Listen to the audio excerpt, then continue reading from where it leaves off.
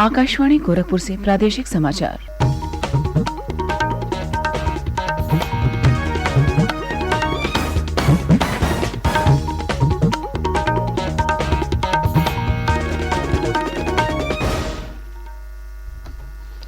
नमस्कार, समाचार बुलेटिन के साथ में शिवानी अरोरा। पहले मुख्य समाचार। मुख्यमंत्री योगी आदित्यनाथ ने ऑस्ट्रेलियाई निवेशकों के प्रतिनिधि मंडल से कल लखनऊ में की मुलाकात। औद्योगिक दल ने प्रदेश में विभिन्न सेक्टरों में निवेश की संभावनाओं पर की चर्चा।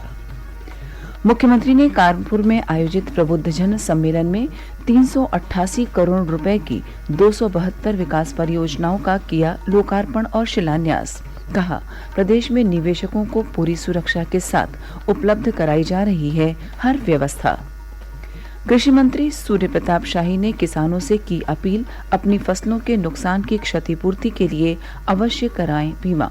और प्रदेश के पर्यावरण मंत्री अरुण सक्सेना ने अधिकारियों को ओडीओपी योजना की तर्ज पर वन डिस्ट्रिक्ट वन वेटलैंड का प्रस्ताव उपलब्ध कराने के दिए निर्देश।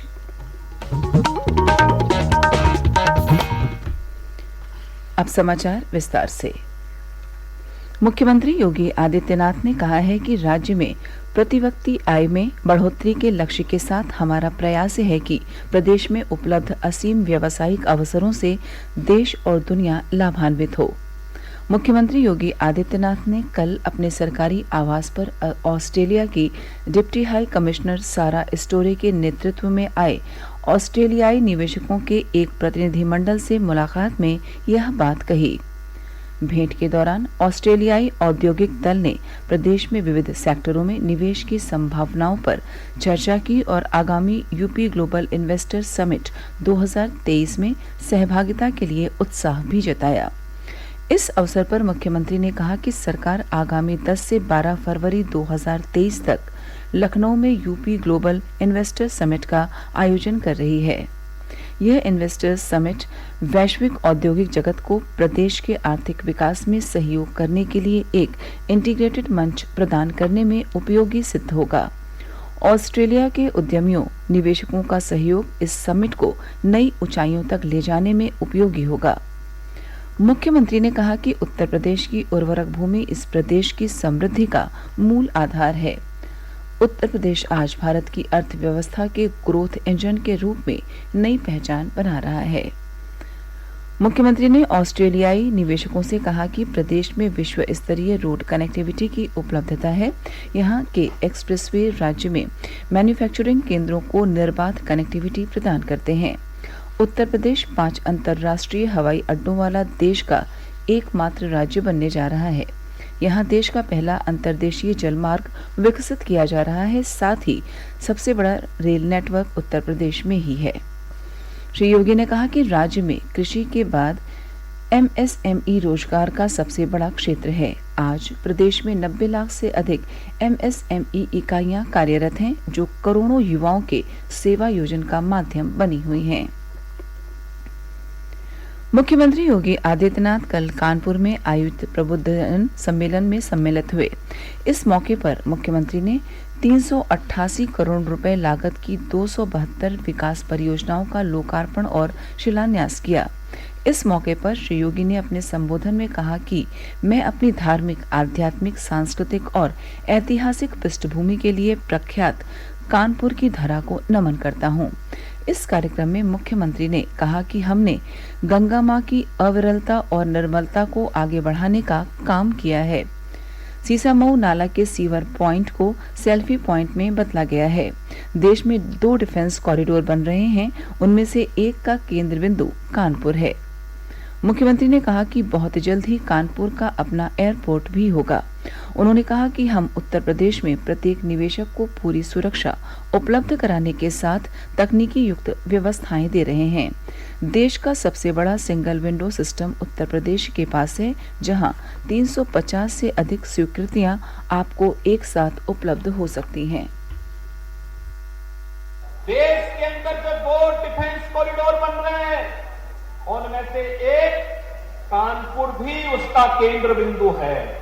उत्तर प्रदेश के कानपुर, अलीगढ़, आगरा, लखनऊ, झांसी और चित्रकूट, इन सभी क्षेत्रों में डिफेंस कॉरिडोर से संबंधित नोड को लैंड बैंक और विकास के साथ जोड़ते हुए भारत की रक्षा के क्षेत्र में आत्मनिर्भरता के लक्ष्य को प्राप्त करने का केंद्र बिंदु एक बार फिर से कानपुर बनेगा। इसके लिए सरकार पूरी प्रतिबद्धता के साथ कार्य कर रही है।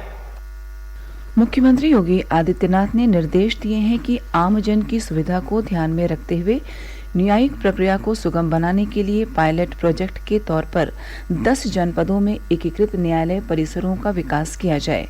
जिन 10 जिलों में एकीकृत न्यायालय परिसरों का विकास होगा उनमें महोबा, हाथरस, चंदौली, शामली, अमेठी, हापुड़, औरैया, सोनभद्र, संभल और चित्रकूट जिले शामिल हैं।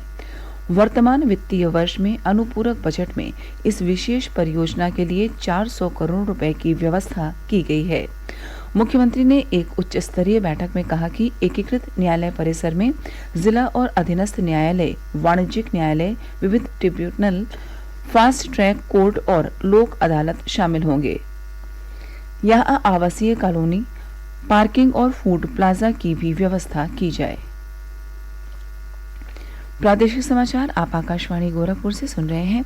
यह समाचार बुलेटिन हमारे YouTube channel AIR news Gorakhpur और ट्विटर हैंडल AIR न्यूज_GKP पर भी उपलब्ध है। प्रदेश के कृषि मंत्री सूर्य प्रताप शाही ने कहा कि प्रत्येक किसान को चाहिए कि वह अपने नुकसान की क्षतिपूर्ति प्राप्त करने के लिए अपनी फसलों का बीमा अवश्य करवाए। लखनऊ में आयोजित राज्य स्तरीय फसल बीमा जागरूकता कार्यक्रम में कृषि मंत्री ने यह बात कही। इस अवसर पर उन्होंने फसल बीमा के अंतर्गत सर्वाधिक क्षतिपूर्ति प्राप्त करने वाले किसान को सम्मानित भी किया। उन्होंने कहा कि प्रदेश में किसानों को जागरूक करने का कार्यक्रम व्यापक स्तर पर चलाया जा रहा है। यह कार्यक्रम प्रदेश में पूरे दिसंबर माह तक चलेगा। श्री शाही ने कहा कि किसान द्वारा खरीफ मौसम के लिए 31 जुलाई और रबी मौसम के लिए 31 दिसंबर तक किसान अपनी फसलों का बीमा करा सकते हैं।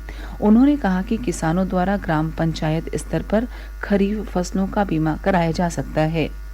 कृषि मंत्री ने कहा कि आपदा के समय किसानों की आय को स्थिर रखने और किसानों की आय दोगुनी करने की दिशा में प्रधानमंत्री फसल बीमा योजना एक महत्वपूर्ण स्तंभ है।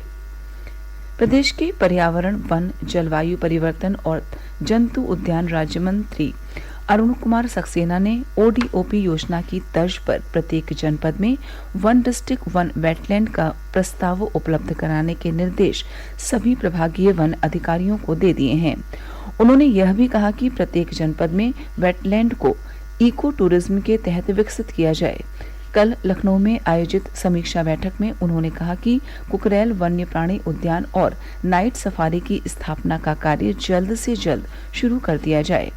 उन्होंने कहा कि इसके डिजिटल सर्वे का काम पूरा हो चुका है और फरवरी के अंत तक कैंप स्ट्रक्चर और वॉर रूम के कार्य को पूरा कर लिया जाए।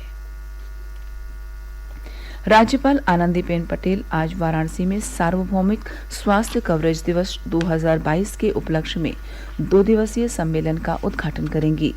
इस सम्मेलन का आयोजन केंद्रीय स्वास्थ्य और परिवार कल्याण मंत्रालय की ओर से किया जा रहा है। इस अवसर पर केंद्रीय स्वास्थ्य और परिवार कल्याण मंत्री डॉक्टर मनसुख मांडविया भी उपस्थित रहेंगे। वहीं मुख्यमंत्री योगी आदित्यनाथ सम्मेलन के दूसरे दिन शामिल होंगे। सम्मेलन में विभिन्न राज्यों के स्वास्थ्य मंत्री भी भाग लेंगे। सम्मेलन में 1200 से अधिक प्रतिभागी हिस्सा लेंगे।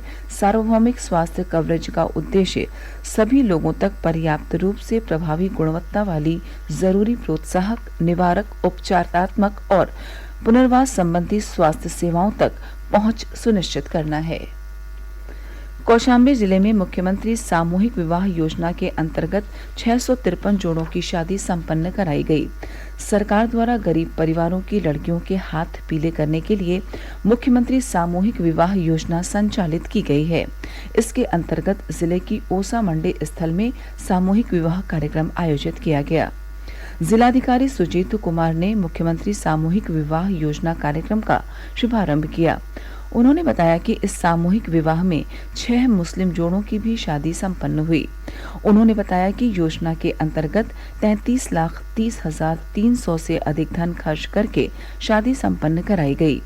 इसमें कन्या को बैंक खाते में 35,000 नगद, 10,000 रुपए के जेवर कपड़े उपहार स्वरूप प्रदान किए गए। और अंत में इस बुलेटिन के मुख्य समाचार एक बार फिर। मुख्यमंत्री योगी आदित्यनाथ ने ऑस्ट्रेलियाई निवेशकों के प्रतिनिधिमंडल से कल लखनऊ में की मुलाकात। औद्योगिक दल ने प्रदेश में विभिन्न सेक्टरों में निवेश की संभावनाओं पर की चर्चा।